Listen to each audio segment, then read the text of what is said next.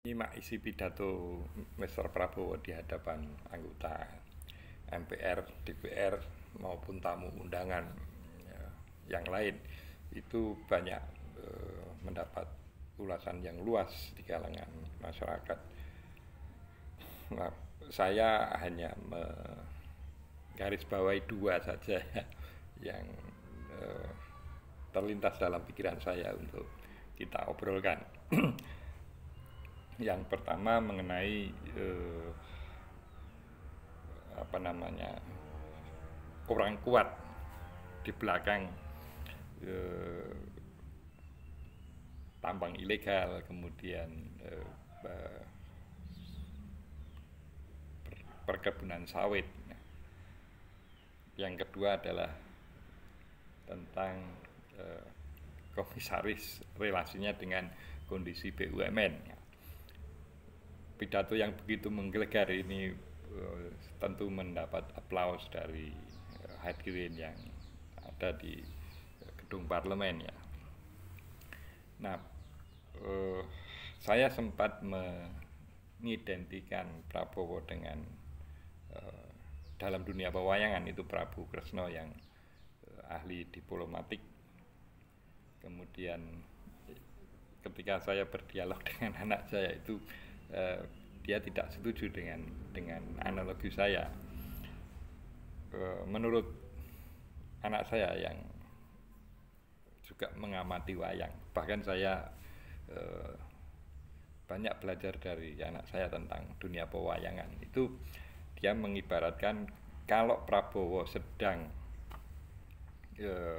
taruhlah memperhatikan sesuatu, berstrategi sesuatu itu dia tidak sebagaimana atau built-in sifatnya itu Kresna, tapi dia sedang ngeresno itu ya bertindak seperti Kresna.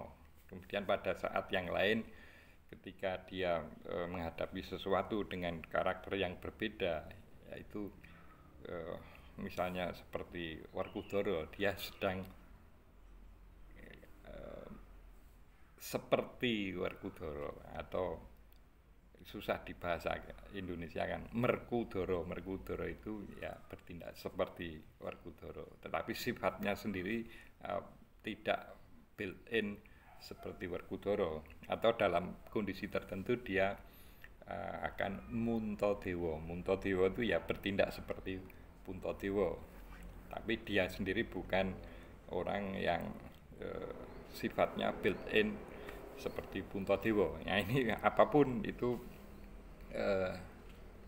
sampai pidato kemarin saya masih menempatkan Mr. Prabowo itu kalau dalam dunia pewayangan itu di kalangan Pandhawa, gitu ya. Pandhawa yang tentu akan berhadapan dengan Kurawa, gitu ya. Apa yang diucapkan itu bisa kita maknai sebagai ingin melawan sifat-sifat Kurawa, yang itu menurut Mr. Prabowo itu sebagai amanat rakyat. Sampai di titik ini saya sangat sepakat dengan Mr. Prabowo bahwa amanat yang diberikan oleh rakyat di pundaknya itu adalah ujungnya mensejahterakan masyarakat. Nah, kembali pada dua hal yang saya tertarik. Ketika amanat rakyat itu dicederai oleh perilaku korup dalam pengertian yang lebih luas, yaitu penambangan ilegal, kemudian penyalahgunaan perkebunan sawit dan sebagainya, itu adalah sifat-sifat Kurawa yang harus diperangi oleh Pandhawa ya. Nah, yang menarik adalah ketika menyebut tidak peduli itu jenderal atau mantan jenderal yang berada di balik sifat-sifat Kurawa ini, dia tidak akan ambil pusing, sikat gitu ya, bahasa sederhananya begitu. Nah, ini dalam titik ini saya juga sangat sepakat dengan Mr. Prabowo ya. Jadi, tapi saya menangkap satu hal yang lain yang itu ya susah untuk diterjemahkan dalam bahasa buktinya apa gitu ya. Saya menangkap ada sesuatu yang ingin disampaikan oleh Mr. Prabowo itu terkait dengan orang besar. Orang besar ini siapa sesungguhnya yang ditarget oleh Mr. Prabowo ini. Saya kok ada samar-samar melihat entah ini dugaan saya benar atau tidak, tetapi saya melihatnya ke situ, dan itu banyak orang yang sanksi terhadap jalan pikiran saya itu ya. Orang besar itu ya tidak hanya jenderal, tidak hanya mantan jenderal, tetapi juga tentu orang besar yang di luar itu juga gitu ya.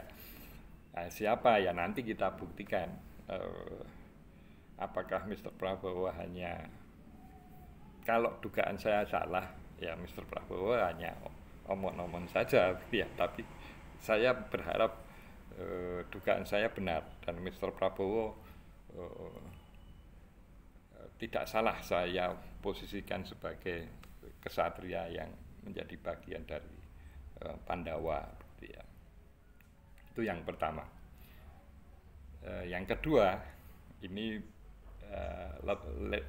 relatif lebih apa namanya, mudah dilihat ketika Mr. Prabowo mengkaitkan antara BUMN dengan komisaris gitu ya. Dimana BUMN ngakunya rugi kok memberikan tantim kepada komisaris. Itu kalau untuk ukuran masyarakat seperti saya ini di luar nalar ya, di luar nalar, di mana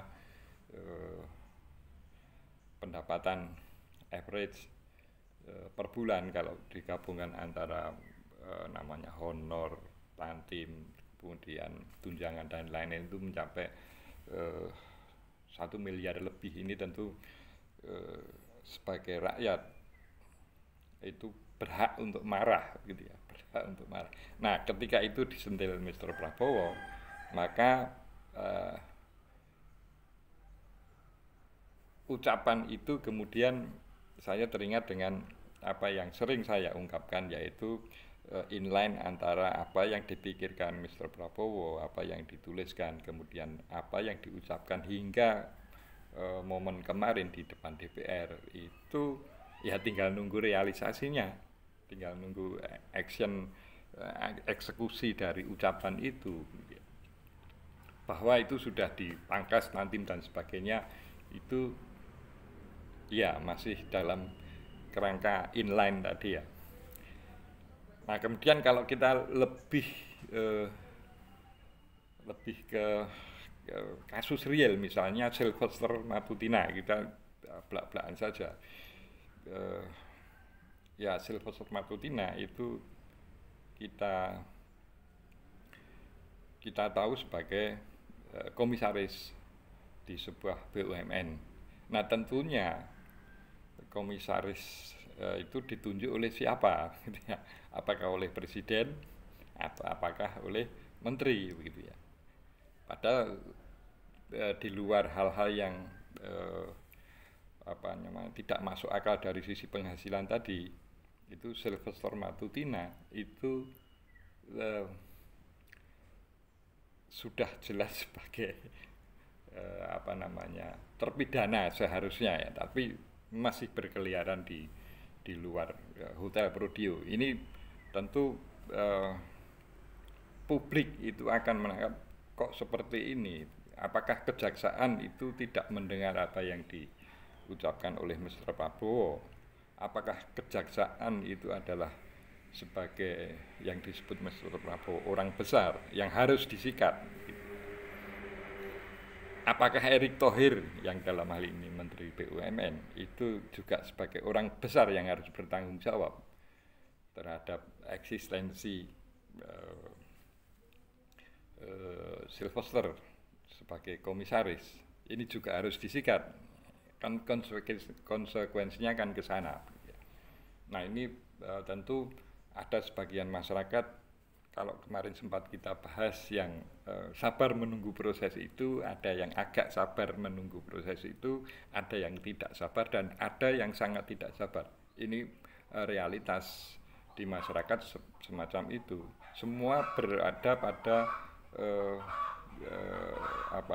posisi menunggu apa yang diucapkan oleh Mr. Prabowo itu terrealisir. Nah, antara yang sangat sabar dengan yang sangat tidak sabar ini berada pada wilayah yang sama sebetulnya, menunggu janji Mr. Prabowo untuk menepati apa yang diucapkan. Logikanya sederhana, kalau itu kemudian direalisasikan, maka dugaan saya bahwa Mr. Prabowo itu benar dari sisi kesatria Pandawa, sebagaimana saya ucapkan pada obrolan-obrolan yang lalu. Tapi ketika itu kemudian tidak terbukti, maka ya saya salah menyimpulkan bahwa Mr. Prabowo adalah kesatria dari Pandawa. Tetapi saya sangat berharap dugaan saya benar bahwa Mr. Prabowo adalah seorang kesatria dari Pandawa, bukan dari Kurawa. Salam konstitusi.